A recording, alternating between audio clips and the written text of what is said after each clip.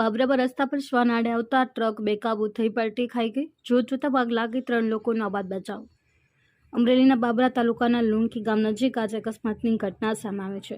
Road ઉપર એક truck પસાર થઈ રહ્યો હતો ત્યારે શ્વાન આડે આવતા ડ્રાઈવરે સ્ટેરિંગ પરથી કાબુ ગુમાવી દીધો હતો, જેથી ટ્રક પલટી ખાઈ હતી. જે બાદ જોતામાં આગ લાગી ગઈ હતી, જેથી અફરાતફરી મચી હતી. ઘટનાને લઈ સ્થાનિક લોકોએ પ્રથમ અમરેલી પોલીસ કંટ્રોલ રૂમને જાણ કરતા અમરેલી ફાયર કંટ્રોલ રૂમને પોલીસની ટીમે જાણ કરી હતી. જે બાદ ફાયર વિભાગની ટીમ ઘટનાસ્થળે પહોંચી ગઈ હતી.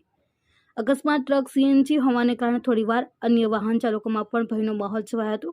જોકે ફાયર ટીમ દ્વારા સતત પાણીનો મારો ચલાવી આગ પર વિકરાળ વધુ બને તે પહેલા અટકાવી હતી. અકસ્માત બનાવમાં ટ્રકમાં સવાર 3 લોકોનો આબાદ બચાવ થયો હતો. અકસ્માત બાદ તેઓ બહાર નીકળી જતા તેઓનો જીવ બચી ગયો હતો. ટ્રક ચાલક બાબરા પંથકમાંથી રાજકોટ તરફ જઈ રહ્યો હતો. આગ કયા કારણોસર લાગી તેને લઈ તપાસ હાથ ધરવામાં આવી રહી છે. બ્યુરો રિપોર્ટ મૌલિક દોશી, GA ન્યૂઝ.